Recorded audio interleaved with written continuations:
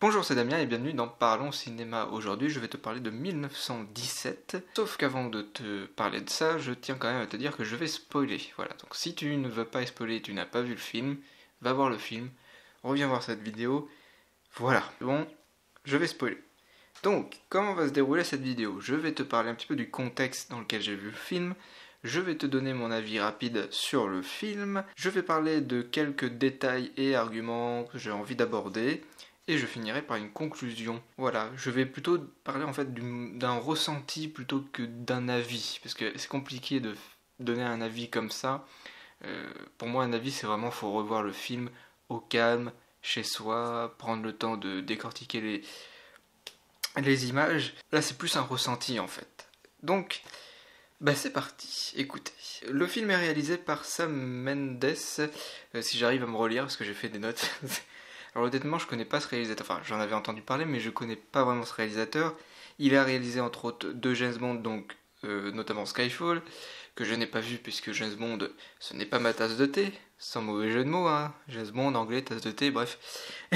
Voilà, je savais pas trop quoi penser de ce réal. Le film est scénarisé, c'est important quand même de le préciser, enfin scénarisé entre guillemets, par Sam Mendes et une nana qui se nomme Kirsty Wilson, quelque chose, bref. Voilà, avec donc deux acteurs, l'acteur qui interprète un personnage en Game of Thrones que j'avais pas reconnu, parce qu'il y en a deux en fait d'acteurs qui interprètent, qui jouent dans Game of Thrones, enfin en tout cas, il y en a un qu'on reconnaît facilement, parce qu'il a joué Robb Stark. Oui, c'est Robb, hein, Robb Stark. Robb Stark, je sais plus comment ça se prononce. Et il y a donc Dean, je sais plus quoi, qui interprète donc Blake, un des protagonistes que l'on va suivre, qui interprète dans Game of Thrones. Au bout d'un moment, il est le roi de. C'est comment la famille? La famille avec les blondinés, là. J'ai oublié. Bref. Et puis il y a aussi George, ils ont des noms chelous, puis j'arrive pas à me relire, qui interprète Will, pardon, pas Wills, Will. Voilà, donc honnêtement, les acteurs, à part le mec qui a joué dans Game of Thrones, je connais pas. Voilà, moi les acteurs british, c'est pas trop mon truc. Donc je partais un peu dans le flou niveau réal et acteur, donc c'est toujours bien de découvrir des choses. Et pour ce qui est du contexte dans lequel j'ai vu le film, donc je devais le voir en avant-première, je ne l'ai pas vu en avant-première, je l'ai vu le 16 janvier 2020 en VO sous-titré français.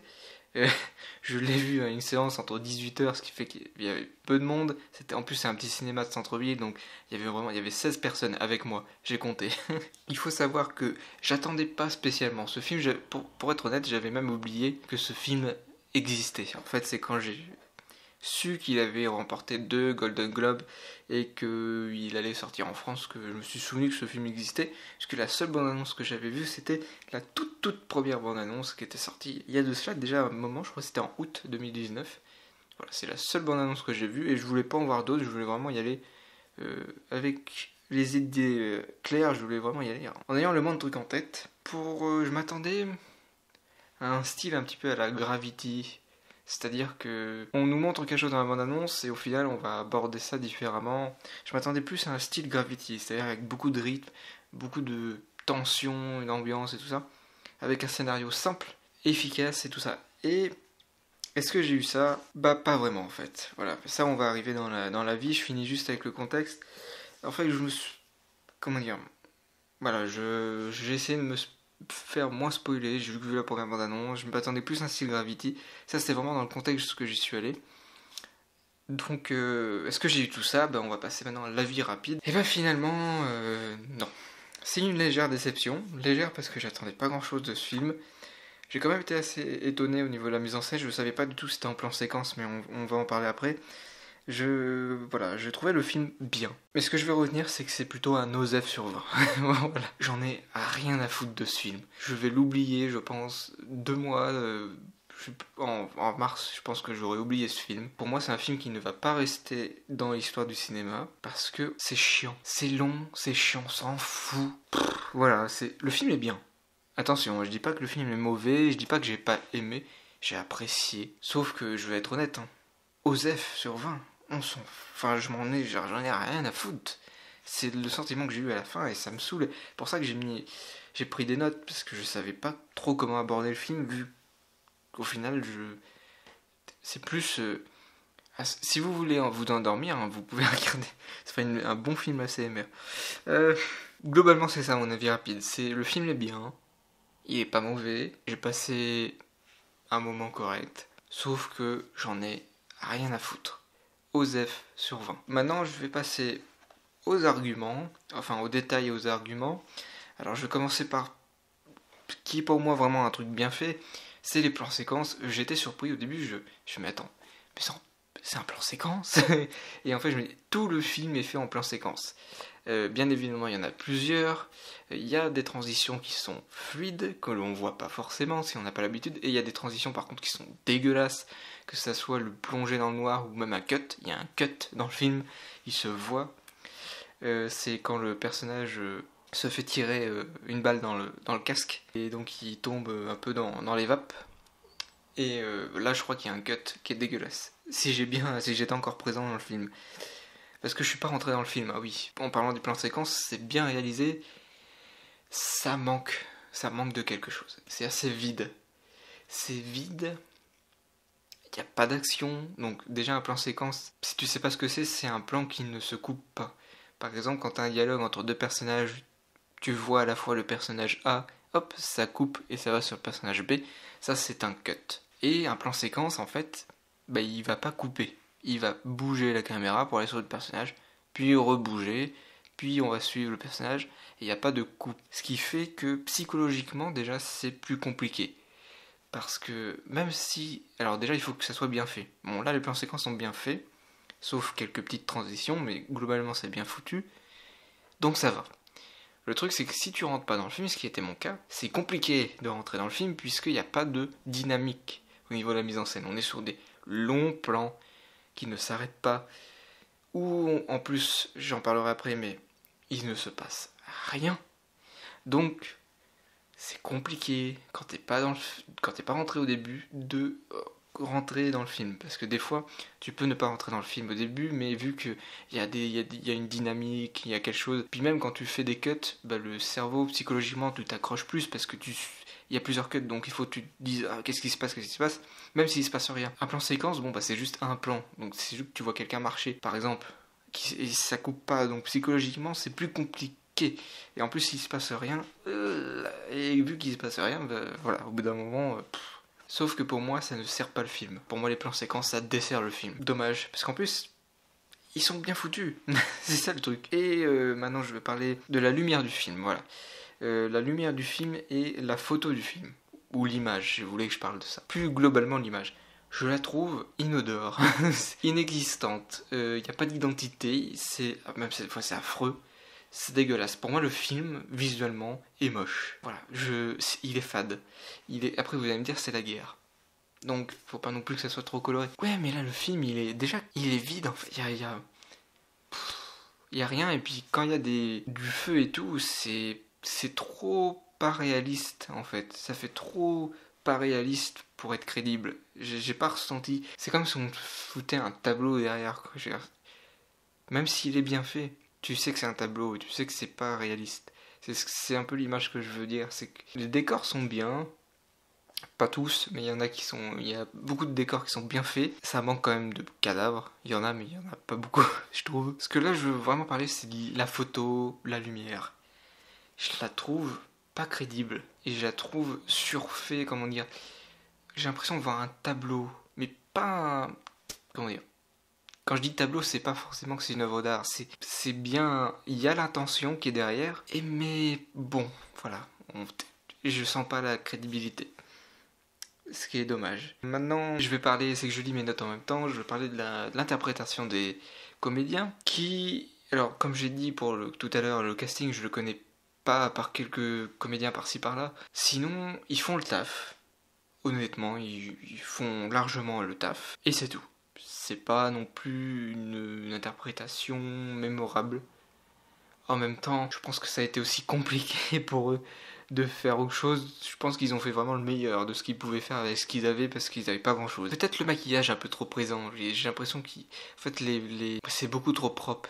Voilà, ça revient un petit peu à ce que je voulais dire pour la photo et l'image. C'est trop propre. Ça fait pas crédible en fait. C'est ça le truc. Et pour l'interprétation, c'est pareil.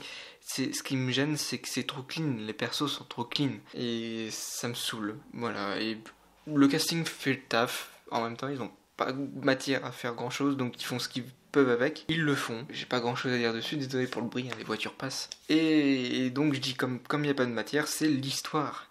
L'histoire, mon Dieu, mais le contexte, les personnages, c'est juste t'as une mission comme Gravity. Comme Gravity, je disais, c'est que t'as juste un truc, c'est Gravity, c'est arriver à survivre dans l'espace, retourner sur Terre. Là, c'est de donner une lettre pour empêcher une attaque, pour sauver des soldats. Il peut se passer tellement de choses, je m'attendais vraiment à une super tension, genre à chaque fois qu'il fait un pas, il y a une tension énorme avec des ennemis un peu partout et tout, je m'attendais à ça. Et un peu style un film d'horreur, un slasher, genre un slasher mais en version Première Guerre mondiale. Avec en fait les ennemis, ça serait pas un mec mais toute une armée. Ça aurait pu être génial, passer dans les lignes tranchées ennemies du monde. Ça pourrait être ouf. Et ben non, en fait, c'est l'opposé.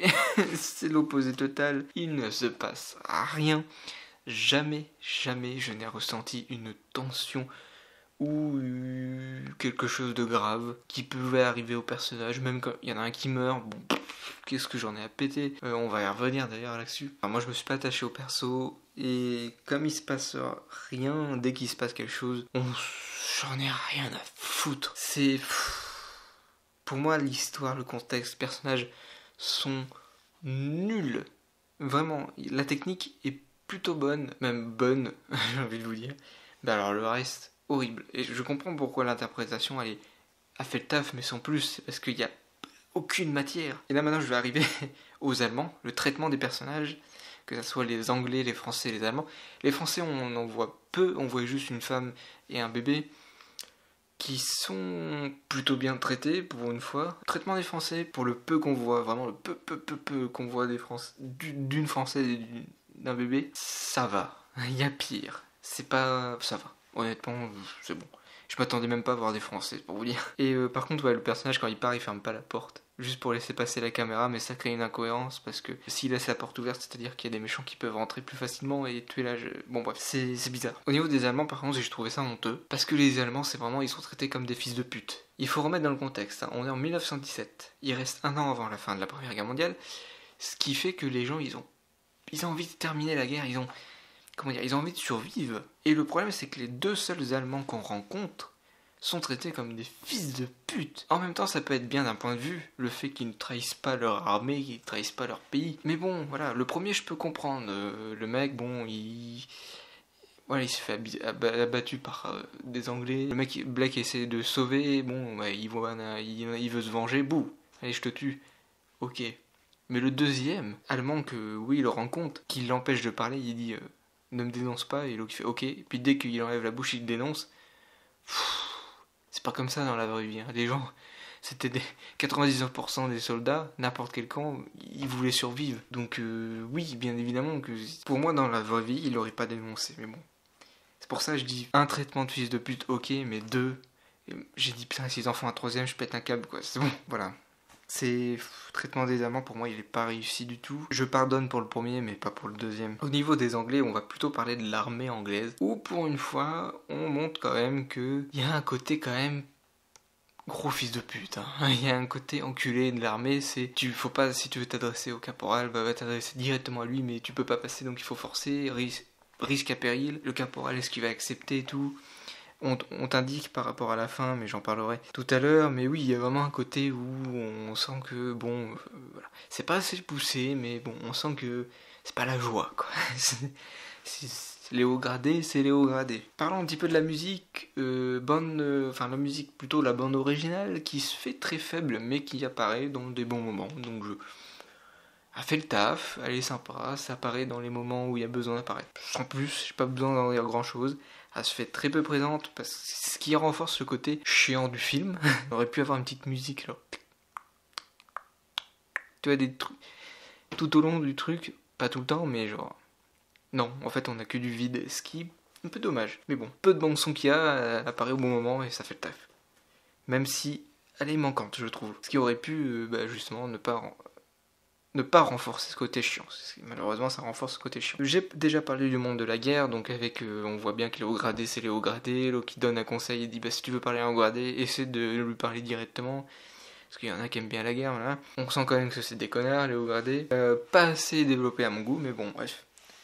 Et la fin où le mec réussit sa mission un petit peu en retard, donc il y a la première vague qui est passée quand même, bah le mec il dit de toute manière, là on va stopper la guerre, mais dans 6 jours on va la relancer, quoi, grosso modo c'est ça. C'est une fin réaliste. Voilà.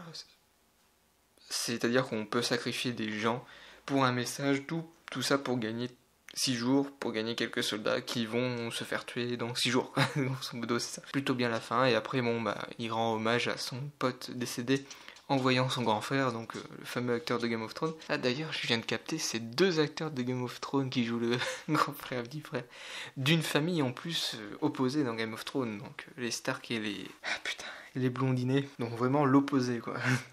Voilà, grosso modo, c'est ce que je voulais dire, je vais assez parler du film.